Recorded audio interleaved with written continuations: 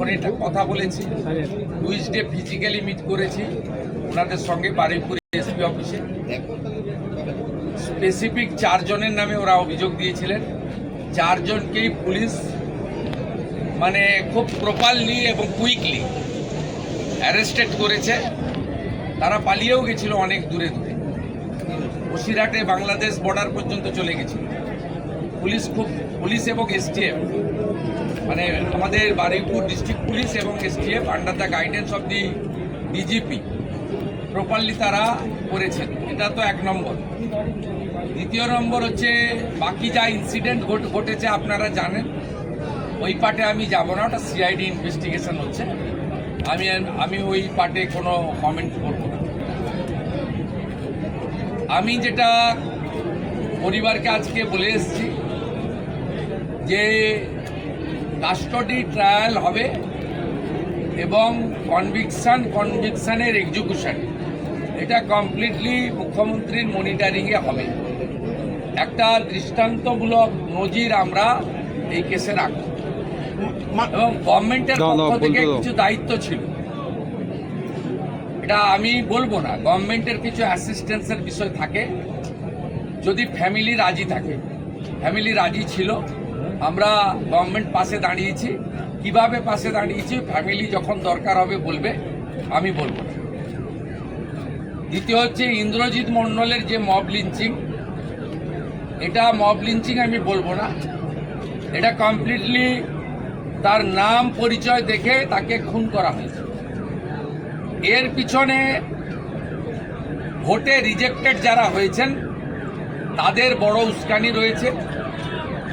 Radical মৌলবাদী গ্রুপও থাকতে পারেন, আমি উড়িয়ে দিচ্ছি না। তাতে যতগুলো ছবি দেখা গেছে প্রত্যেককে পুলিশ অ্যারেস্ট করেছে, thanks to West Bengal police. একজনকে বকখালি থেকে তুলেছে, একজনকে দীঘা থেকে তুলেছে এবং যাদের ভিডিও ফুটেজে সোশ্যাল মিডিয়াতে দেখা গেছে একটা 35 বছরের অবিবাহিত যুবক ছেলেকে হাত পা বেঁধে নৃশংসভাবে পিটিয়ে মারা হয়েছে সংগঠিতভাবে। সেক্ষেত্রেও আমরা পরিবারের পাশে দাঁড়িয়েছি। ওর বাবা মার হাতে আমরা আজকে 25 লক্ষ টাকার চেক তুলে দিয়েছি। পুলিশকে ধন্যবাদ, তার বড় ছেলেকে সিভিক ভলেন্টিয়ার্সে চাকরি দিয়েছেন ডিজিপি সাহেব through superintendent of police, Suryapur আউটপোস্টে তার ডিউটি। ডিএমকে ধন্যবাদ যে বাড়িটা ভেঙেছিল রিপেয়ার করে দিয়েছে 2 দিনের মধ্যে। বাবার বার্ধক্য ভাতা, মায়ের অন্নপূর্ণা দুটোই ডিএম সাহেব চালু করে দিয়েছে। আমরা ওই পরিবারের দায়িত্ব নিয়েছি। ইন্দ্রজিৎকে আমরা ফিরিয়ে দিতে পারবো না।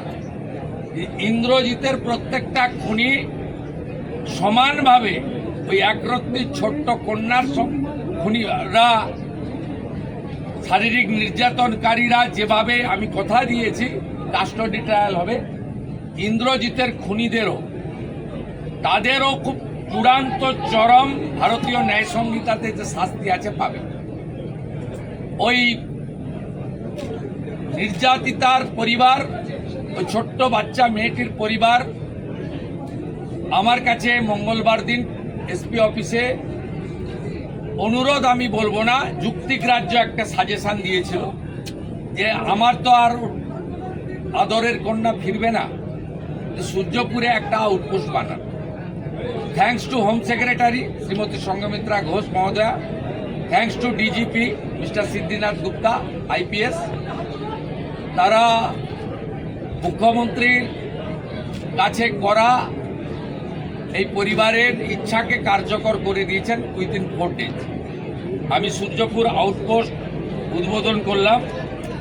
এখানে 4 officer, 2 SI, 2 ASI, 6 mail constable, 2 female constable, 8 civic volunteers, women help desk এবং একটি কন্ট্রোল রুম। এবং পরে 5-7 দিন লাগবে এখানে মোড়গুলোতে সিসিটিভি লাগানো এবং তার কন্ট্রোল রুম এখান থেকে করা।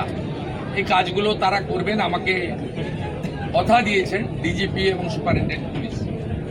আমি আশাবাদী যে পুলিশ এ বিষয়ে যথাযথ ব্যবস্থা নেবে।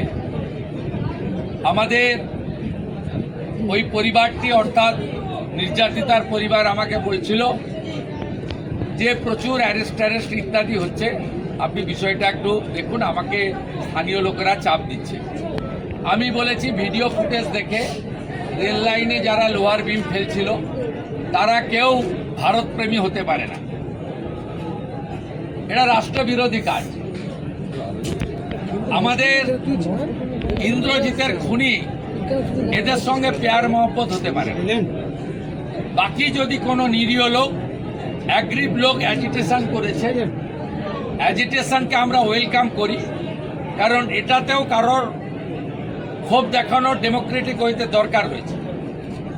আমি আইজি সাহেব কঙ্কর বায়ুকে বিশেষ দায়িত্ব দিয়েছি যাতে কোনো নিরীহ লোকের উপরে কোনো রকম পুলিশি অত্যাচার টর্চার না হয়। যদি ভিড়ের মধ্যে ধরেও ফেলেন, তাদের যা সিস্টেম আছে এটা আমার ইন্টারফেয়ার করা উচিত নয়। আমি শুধু সাজেস্ট করেছি অ্যাজ এ হোম মিনিস্টার, যদি কোনো ইনোসেন্ট ফেসে থাকে তারা দেখবেন, আইজি সাহেব বিশেষভাবে দেখবেন। আর এখানে অনেক ভয়ে দোকান টোকান বন্ধ করে দিয়েছিলেন, এসপি মাইকিং করবেন, মাইকিং করার পরে সব নর্মাল করে দিন, ভয় পাওয়ার কোনো কারণ নেই। খুনিরা, ধর্ষকরা, রেল লাইন যারা ভাঙতে গেছিলেন তারা ভয়ে থাকুক, ভয় পাওয়াটা স্বাভাবিক, তাদের শিক্ষা দেওয়াটাও আমাদের কাজ আইনি পথে।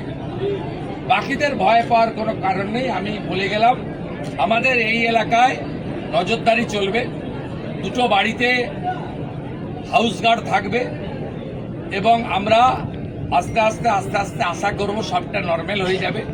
এবং এই ঘটনা থেকে শিক্ষা নিয়ে এই রাজ্যে এই ধরনের কোনো কাজ যাতে না হয় দেখবেন। আমি আপনাদের মাধ্যমে গোটা রাজ্যের মানুষকে একটা আপিল করব, কার্য আর কারণ আছে। যে কার্য হয়েছে হিনিয়াস ক্রাইমের পিছনে আমি মনে করেছি বেআইনি মদের ঠেক, বেআইনি গাঁজা, চরস, মাদক, এটা একটা বড় কারণ। আপনারা পুলিশকে ইনফর্ম করুন, গোটা রাজ্য জুড়ে ডিজিপিকে বলবো আগামী 2 সপ্তাহ স্পেশাল ড্রাইভ দিন। ব্যাটালিয়ানে থাকা লোকজন, আমাদের যেখানে পুলিশরা ডাইরেক্ট কাজে নেই, নর্মাল থানা ওয়ার্ক অনেক বেশি থাকে, তাদেরকে বিশেষ অভিযানে লাগান। সিওদেরকেও এক একটা জেলা দিন। কমপ্লিটলি গোটা রাজ্যে যত বেআইনি মদের ঠেক, যত গাঁজা, চরস, বর্ডারে তো ধরছেন আপনারা, বেঙ্গল এসটিএফ তো rail station, bus stand recce করে ধরছে, প্রতিদিনই ধরছে। কিন্তু একেবারে রুরাল এলাকাতে, গাঁগঞ্জেও এটা একদম সম্পূর্ণ উপড়ে ফেলা দরকার রয়েছে, যাতে এই সামাজিক দূষণ থেকে আমরা আমাদের পরিবেশকে বাঁচাতে পারি। স্যার